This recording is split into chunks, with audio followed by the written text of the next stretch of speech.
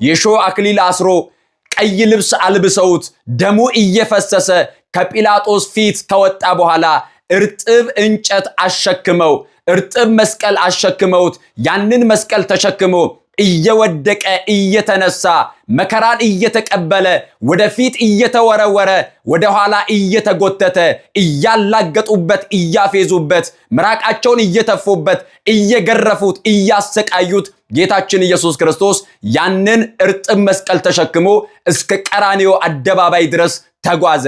በቀራንዮ ላይም በተሸከመው መስቀል ላይ እጆቹንና እግሮቹን ቸነከሩት። ሰማይና ምድርን የፈጠሩት የሰው ልጅ ያበጃጁት እጆቹ ስለ ሰው ልጆች ኃጢአት በችንካር ተቸነከሩ።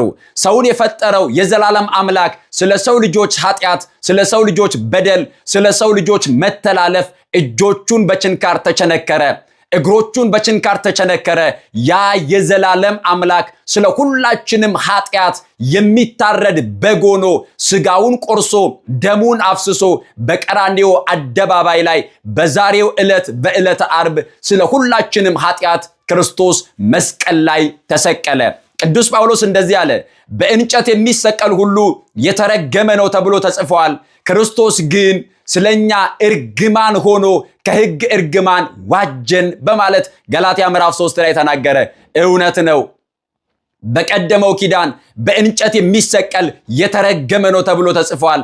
ወንጀለኛ የሆነ የተረገመ የተባለ ኃጢአተኛ በደለኛ የሆነ በእንጨት ላይ ይሰቀላል። ክርስቶስ ኃጢአት ሳይኖርበት ወንጀል ሳይኖርበት እርግማን ሳይኖርበት አንድስ እንኳን በደል ሳይኖርበት የኛን ኃጢአት የኛን በደል የኛን እርግማን ተሸክሞ ጌታችን መድኃኒታችን ኢየሱስ ክርስቶስ በመስቀል ላይ ስለ ሁላችንም ኃጢአት ተቸነከረ። ኃጢአታችንን በደላችንን እርግማናችንን ወሰደ።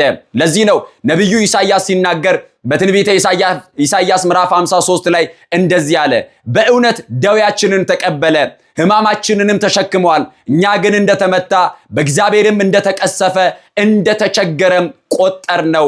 እርሱ ግን ስለ መተላለፋችን ቆሰለ፣ ስለ በደላችንም ደቀቀ፣ የደህንነታችንም ተግሳጽ በእርሱ ላይ ነበረ በማለት ተናገረ።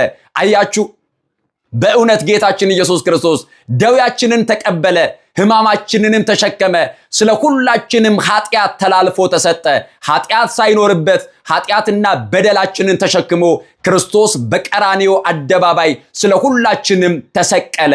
የዘላለም አምላክ የታመነ ሊቀ ካህናት ነው በአሮጌው ሊቀ ካህናት ፊት የቆመው።